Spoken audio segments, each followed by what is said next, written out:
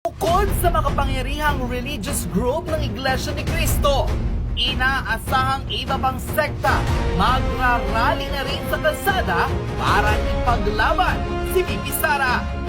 Bukod sa miyembro ng INC, tila aalis na rin sa kanilang mga bahay at tuluyang magwewelga sa kalsada ang mga religious group ng KOJC, maging ang samahan ng mga Muslim sa iba't ibang panig ng Pilipinas na ngayon pa lamang ay naghahanda na ng kinangkilos protesta para ipahiwatig sa tao at sa gobyerno na hindi dapat pinagtutulungan ng mga politiko ang Vice President na si Sara Duterte.